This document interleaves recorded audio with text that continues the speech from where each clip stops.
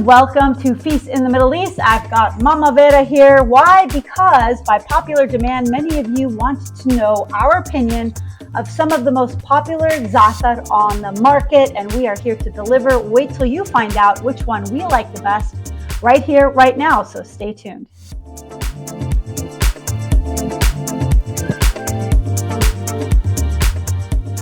So I'm here, like I said, with Mama Vera. She is an expert in za'atar, and for those that don't know what za'atar is, it is basically a spice blend that is made up of, it's a special herb, and it's called Origanum syriacum, or hyssop. It's also called that. It's kind of like a derivative of thyme, but it's usually mixed with sumac and sesame seeds, and it's got like a pungent flavor, and it goes well with so many things, which we're going to talk about here in a moment.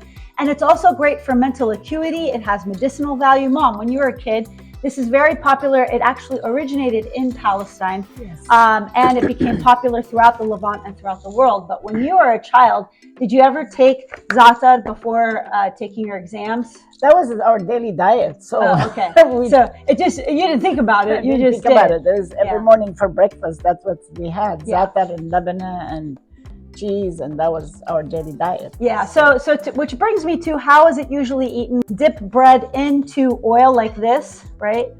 And then into za'atar, and then you eat it like that, right? But you also have a spread here, Mom. So show me the other methods of how you like to eat it. Number one is the labana with the za'atar. We always had that. You used to make me sandwiches when I was a kid of labana and za'atar. Labana and za'atar. The kids used to tease me all the time. You could use it for hors d'oeuvre, quick hors d'oeuvre, and people love it. Serve it with crackers. This is another favorite right here. Of course, number one is the manaish. The manaish are it's dough. It's like the Arabic, the pizza dough, like the Arabic pizza dough, and it has the za'atar. You could have it with feta cheese, or if you want, just have it plain. You know, it's up to you. It's really good with eggs in the morning. You could have it plain or with feta cheese. I remember I stayed in a convent in Palestine a long time ago, and the nuns would bake this in the morning, and the house was so fragrant. Smell, the smell. I baked it this morning. Your dad was dying. Dad, I'm sure Dad could not wait. And then another way, I mean, you could simply, if you make homemade pita chips, it's like 8 minutes at 375 degrees. Very flavorful. Yeah, you just cut up some pitas, add some olive oil, some za'atar sprinkled. You could use it for the hummus dip. Yeah, this is great with hummus. Any kind of dip. Yeah, well, this is a spice blend that's literally been around since biblical times, and it's a core part of Palestinian identity. I mean, even though it is very popular in Lebanon and Jordan, I decided actually to get za'atar from all kinds of places so that we could definitely do a good comparison. So I have za'atar from Palestine, from Lebanon, from Jordan. I had a tough time finding any from Syria, unfortunately. But we also have a brand here called Watkins, which is a pretty good brand, and it's organic. I figured we'd compare it against an American brand. I did not include Trader Joe's za'atar because it is the pits. Like, don't get it. Don't even waste your time. It's so gross that I didn't even consider it, because I know the flavor when I taste it and I don't like it. So sorry, Trader Joe's, but you need to step up your za'atar game. So with that, what my mom and I are going to do is taste each one. And as you can see here, the za'atars, they all look different, Mom. Like, they have different variations of color. Why do you think that is? This one, as you notice, is very, very light. Yeah, it's very light. And without knowing where it's from, I could tell this is a very good za'atar, because the ones that they pick from the wilderness is lighter than the one that they grow in their backyards. Oh. So the one they grow in the backyards is usually darker. They grow the domesticated. So you're basically saying domesticated za'atar is darker. Like we've got one right here that's substantially darker. But the wild za'atar, it's usually lighter in color. Okay. So let's talk about fillers in za'atar. It is actually a thing. They actually, to save money, because za'atar might be hard to find or it's more expensive, they might actually use fillers, and that will affect the flavor, the texture, the color, everything. So, Mom, what kind of fillers do they use to save money? You won't believe it. They use garbanzo beans. I've heard sawdust once. Sawdust. Is that true? Yes, it's true. Oh my God! Don't buy sawdust za'atar. these are really good za'atar, I could tell. Because I selected all of these za'atars, I'm going to put links for all of them in the description section. And that way you guys can be sure to get the best quality to begin with. And I'm also going to link here. I made another video, a very good, succinct video of the other uses of za'atar, like how we use it on eggs and so forth. And I'm going to provide additional links to recipes and etc. so that you will become a za'atar master by the end of this video. Okay, Mom, with that, I say we start the tasting process, okay? So let's start with this light one, since this light colored one. I'm really curious now. I'm going to use this as a baseline, and we're going to dip our bread in zait or olive oil and then za'atar, and we're going to try it and see. So here we go. You have to understand, za'atar is by nature very bitter. That's how it is, without being mixed with sumac or other things. Za'atar is bitter. If it's pure za'atar, you will taste a little bit of bitterness. So that's normal. That is normal. But you know what? This one is not bitter. And it's got a nice, pleasant, tangy flavor from that sumac. The sumac gives it like a little bit of sourness. This is very good. I could tell that. It's a good one. They have sumac in it, something to make it like sour. I think this one, for me, I think this is the ultimate. This is the way I like za'atar to taste like. And it's not bitter. And it's not bitter. So I would give it, what, 9 out of 10? Yeah, I would say 9 out of 10. 9 out of 10. Okay, so this is going to be our first one. It's very good. So this za'atar is, this is Lebanese. This is a Lebanese za'atar. They make good za'atar. They make a really good za'atar. This is called, it's a woman-owned, authentic Lebanese za'atar. It's packed in Cleveland, Ohio, but it's sourced from Lebanon. Wow. Turanianherbs.com is where I got it. These probably are picked from the fields. Probably. I could guarantee you could guarantee that it's picked from the field. So it's women-owned, and they've got it going on in Lebanon. So thank you, Lebanon, for this awesome za'atar. All right, let's try this one. This one looks on the lighter color. On the lighter color, and I like to smell it. The smell is not too strong, but let's see the flavor. It's very bitter. That's what I'm telling you. It's very bitter. Really bitter. That's how it is. It's supposed to be bitter. The more pure there's not enough sumac to balance out the bitterness. There is some sumac, but the more pure it is, the more it is bitter. So, but do you find it enjoyable, the thing? Not as enjoyable as the other one. Exactly, that's what I'm telling you. But I could tell that this is pure. So we'll give them credit. This one is actually an American brand. It's Watkins. And so my mom picked up on the purity of it. It is organic. So that means they must have used a good quality organic one. I just think maybe they didn't know how to, I don't know, put the right ratio of other or maybe they spices. Have the ones that are really wild. Yeah. So they're the flavor is very strong in the wild ones. Much more, than this is just super, I don't know, just not my jam. I don't really like this one. It is organic for those of you that really want to only buy organic products.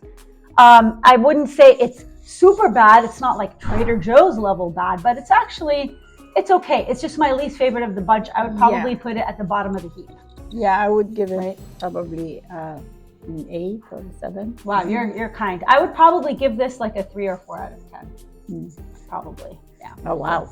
No, yeah, not my favorite. We have the third za'atar. So let's see what this one tastes like. This one is very soft. It's not as, the other one you could tell they added some oil to it. That's why this one is pure za'atar. You like it? It is sour. It is sour. I need to taste it again. And I could taste the za'atar in it. I'm gonna overload it. It's good. This one is good. No, it is. I need to taste it again. It is very good. And there's no bitterness in this one either. No. And it does have a pleasantly tangy flavor. There's a slight, barely any, which is good. It's really good. I would say this is like an 8 out of 10 because I like the first one the best. 10. You're right. Maybe 8 out of 10. 8 out of 10. This one's really good. I think you can't go wrong with this one. No, you can't go wrong. If you buy this one, you're fine. It's really good. It's a good one. Definitely a good one. Oh, this is Baraka. So Baraka, this is Baraka and it's product of Jordan. So Jordan. the Jordanians make a very good za'atar. Yes, Zaraka. the Jordanians and the Palestinians, they do the best. They do the best. Very good. And the Lebanese today, as we learned. Yeah. So, I mean, if you buy your za'atar from the Levant, it's just going to have that extra flavor because of the soil. Okay, that's why their za'atar is going to taste better than za'atar grown here or elsewhere. It's that Mediterranean climate and soil that really gives it its distinct color. So here is number 4. I'm excited to try this. Are you all za'atared out yet, Mom? No. Okay, are you enjoying this? Are you kidding? I could have it for lunch. Okay. I could eat this for breakfast, lunch, and dinner. It's my favorite. I love za'atar. This one's interesting.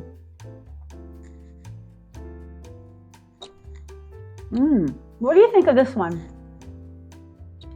Very interesting flavor. The flavor of the za'atar is very strong.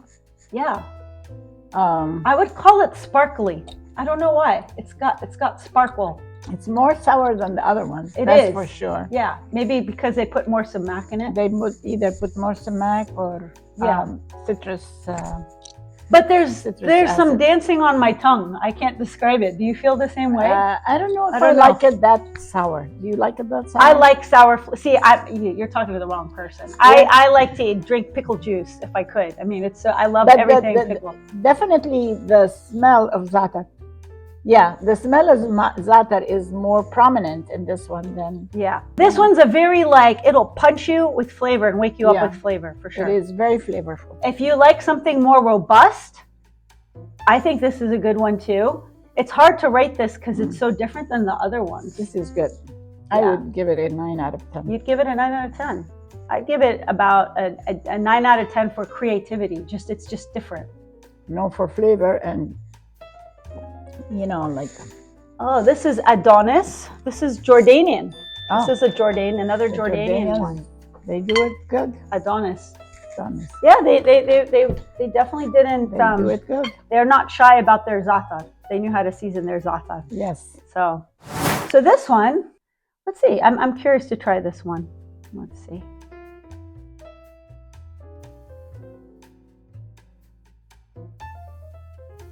This reminds me of the za'atar of my childhood most, I think. Eating it at my grandparents' house. Maybe you're right. I don't know why. Do you sense that? Yeah. This reminds me of just being at Cito's house. I like this one. See, I like the level of sourness that's in it. It's not overpowering. It's balanced. You could taste when it's like that. You could taste the za'atar itself. Yeah. Not just eat something that's sour. I don't know why, but this one tastes Palestinian to me. Yeah. It brings back memories of my childhood. It's I'm getting a flood of memories. For me, it smells like Jerusalem. It smells like going to Bethlehem, smelling the bread seasoned with it outside of Bethlehem. I wonder if I'm right. I would give it a 10 out of 10. You'd give this a 10 out of 10? Oh, Mom, give me 5. This is al-ard. It's so crazy. So al-ard is Palestinian. I love all al-ard products, but there's something magical about al-ard. Yeah. I mean, I think it's the nostalgia for me. It's what I grew up with. It's what I'm used to. How about you, Mom? Like you said, the flavor of it just talks to me back home. Yeah, doesn't it? All the rushes of memories, walking the cobblestone streets, going to church with my mom, holding her hand and seeing the carts full of fragrant za'atar and bread when we were kids. Yes. That's what I think of when I eat al-ard. So there you go. This was the winner. And I would say second would go to these Lebanese ladies that made this one. They're all good. I think they're all good. But if you happen to find al-ard, go for it. Yeah, definitely. I mean, I think you can't go wrong if you get the spices from the Levant, for sure. Because like I said, the soil is optimal, the climate is optimal, they know what they're doing, and they're going to deliver a great balance of product, meaning they're going to know the good ratio of sumac to thyme to sesame seed to keep it super authentic. The Trader Joe has I don't know, you don't have it now, but they have a dukka. Yeah. And that does not taste like anything like dukka. It's a joke. Well, Mom, this has been an eye-opening experience. I think I learned a lot. It's like no matter how much you eat and taste, you still learn a lot. It's always a journey, right, Mom? Yes. And I'm so glad that you made your delicious menaish because I can't wait to bite into it. And I want to tell our viewers how grateful I am for all of them. And we are just so close to 100,000 subscribers. It's free to subscribe. And I want to do something big if I hit 100,000 subscribers. If you have any recommendations on how you all and us could celebrate together, let me know. I would love to hear what you have to say. Yes. If you want these videos to keep coming, the way you do it is by subscribing. Yeah, so if you could please subscribe, we would be most grateful to you. And don't forget, if you want to learn how to incorporate all of these in recipes, I have my cookbook. I actually have a menaish recipe in my cookbook, a shortcut for one. I have a recipe for your own homemade za'atar in the cookbook, and I'm selling out of those. Those are going to be collector's items, Mom, because I'm not doing any more reprints. I know. That's it. Wow, I'm glad I had one. I've been doing a book signing across the country, and I've been enjoying meeting a lot of them in person. It's been selling out, so I'm just giving everyone a heads up that I would love for you guys to have your own personal copy and no one else. So that's how I'm rolling. We're going to make it a limited edition. Anyway, thank you, Mom. I love you. Thank you. Cheers to Za'atar, to good health, and we will see you back soon. Take care. To my Patreon family, I love you guys. Thank you so much for your support. Without you, I could not keep this show going, and I love sharing tips, recipes, and stories with you behind the scenes.